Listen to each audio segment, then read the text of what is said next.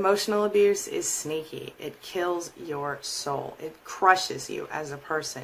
It changes you, and worse. Why is it so sneaky? Well, in most cases, you don't even realize it's happening, at least not until you're well into the abuse. Part of that might be because you have this desire to believe that that person really loves you. Part of it might be because it is so pervasive. In this video, I'm going to share with you 38 signs of emotional abuse and how you can tell if you are in an emotionally abusive relationship. So, let's get started. My name is Angie Atkinson, and on this channel, I offer free daily video coaching to help you discover, understand, and overcome narcissistic abuse in toxic relationships. I like to call it toxic relationship rehab. Sound good? If so, hit that subscribe button and let's get going. So before I give you the 38 red flags of emotional abuse in a toxic relationship, I want you to understand something. There's a reason you haven't noticed this if you haven't up until now. And it might be partially because of the fact that you just want to believe that person loves you, or that you just desperately want to think that they really want the best for you. Or maybe you think something's wrong with you. When you get this kind of emotional abuse from someone who is supposed to love you, is supposed to care about you, what it all boils down to is that you think something's wrong with you. It takes away your joy.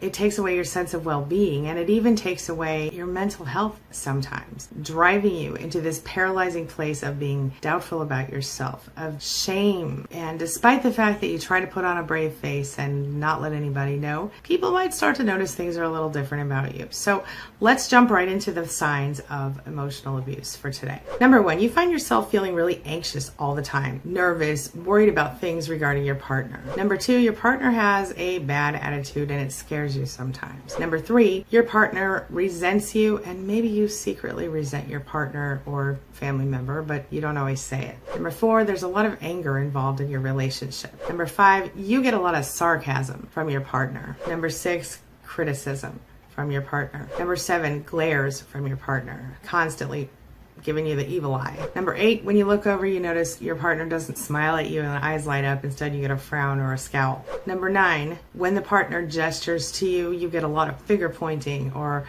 a lot of fists. Number 10, let's say chilly moods. Your partner is very moody and often becomes very cold with you and might give you the silent treatment sometimes. And number 11, speaking of the silent treatment, you get the cold shoulder sometimes. You might say hello and your partner just might not respond to you. Number 12, they stonewall you, sometimes in public, and they embarrass you by not responding to you or by keeping you out of the loop, as it were. Number 13, you edit your own thoughts before you speak them. You second guess your behavior before you do anything. You do this because you're scared that it might set the person off or cause them to give you the silent treatment.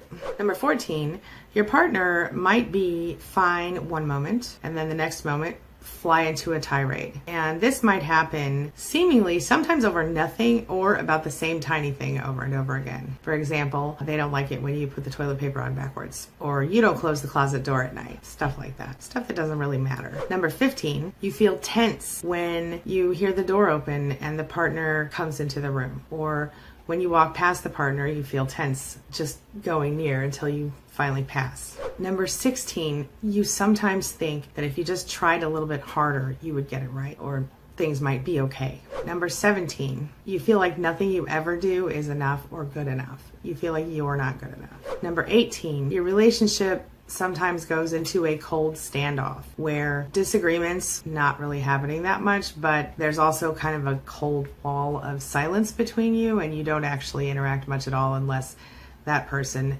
changes their mind or decides that they need you for something. Number 19, you're instantly defensive. You are instantly reacting to the narcissist like on automatic pilot without thinking about the reaction. So what I mean is, if they walk into the door and they say, hey, I have a question for you, instantly go, oh no, what now? What next? Well, your teeth clench like that, at least mentally, right? Like they sort of happen on their own. Number 20, you feel guilt or shame most of the time. Number 21, you get humiliated by your partner often.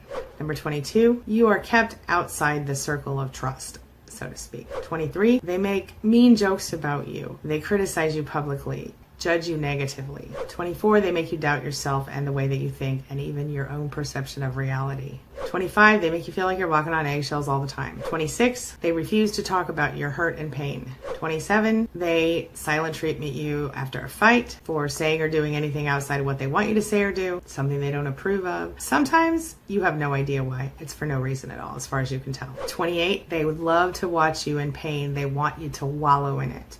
29, they tell you that you are so bad that nobody else could possibly like you or love you or even tolerate you. And that's why you don't leave sometimes, by the way, because you believe them. Hint, it's not true. 30, they throw you crumbs. What does that mean? Well, they throw you crumbs of love. It's intermittent reinforcement. Watch my video on intermittent reinforcement if you get a chance. It keeps you hooked. It's kind of like a drug. 31, they're always looking for ways to point out what you're doing wrong, and they look for lots of different ways. Like I said, they're talking about the closet, they're talking about the toilet paper, they're talking about the way you put the trash bag in the can, they're talking about the way you drive the car, they're talking about literally anything and everything they can think of to make you feel bad about yourself. 32, they don't want to hear about your pain, they don't want to validate your pain.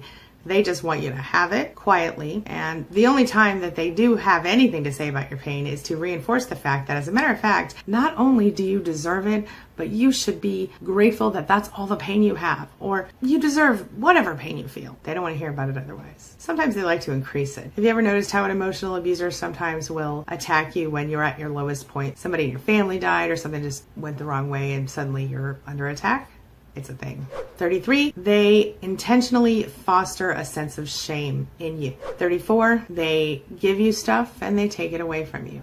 So they might tell you, hey, we're going to go out for a night out on Saturday night. I'm going to take you out to the movies. I'm going to buy you flowers. I'm going to buy you this. I'm going to do this.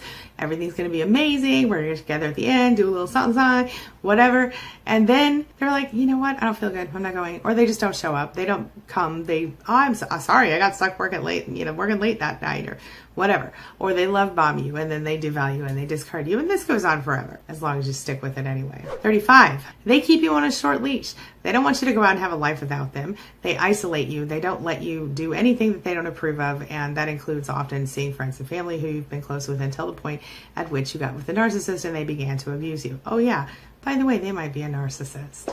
36, they have a pattern of not having time for you. They don't have time to talk about your worries. They don't have time to talk about what inspires you. They don't care what you think, feel, say, or do as long as it doesn't directly affect them and as long as they don't feel like controlling you in that moment. They don't care about your dreams. They don't care what scares you. They just want to talk about them mostly. 37, you have a vague feeling, at least most of the time, that you've kind of lost yourself. This could be because your partner is angry, resentful, abusive, etc. 38, in your constant efforts to tiptoe around this person's moods in the hope of avoiding put-downs, blow-ups, criticism, sighs of disapproval, cold shoulders, you constantly edit your own thoughts, your own words. Everything that is in your own head does not come out without a filter to protect the other person from your thoughts, feelings, and beliefs in order to keep everything calm. You second guess your own judgment, your own ideas, and your own preferences about how to live, how to breathe, how to do everything. You begin to question everything that you know that is right and wrong, and ultimately your perception of reality and your very sense of self will change, not for the better. It's hard not to lose yourself when you're in the middle of all of that, and I totally feel you on this, my friend. So here's a couple of tips to help you get through the day. The cold fact is, if you're supposed to be one thing one minute, one thing another minute, and a totally different thing the next minute in your relationship, it ain't healthy. Your partner's moods cannot dictate who you are as a person. If you allow this to continue, you will have zero. If you have any self-esteem and self-confidence left, zero will be left when this is all over with. You might feel like you don't have the right to claim yourself or take your rights back. You might start to feel better if they start to treat you nicer, which they inevitably do, often when they think you're about to bail. It's understandable, but it's tragic. If you're dependent on this person for your well-being emotionally and otherwise, a problem. The first thing you have to change is that you have to learn how to self-validate. You have to heal. You have to grow, whether or not this person changes. I understand that as an empath, you probably think you need to be the one doing the changing, but here's the bottom line. Change yourself as much as you want to. You can't change that person. You have to remove the focus from this person and put it on yourself, and you have to decide if this is really what you want in your life. If you cannot change your relationship, you can change yourself. If you can change yourself, you can change, at the very least, least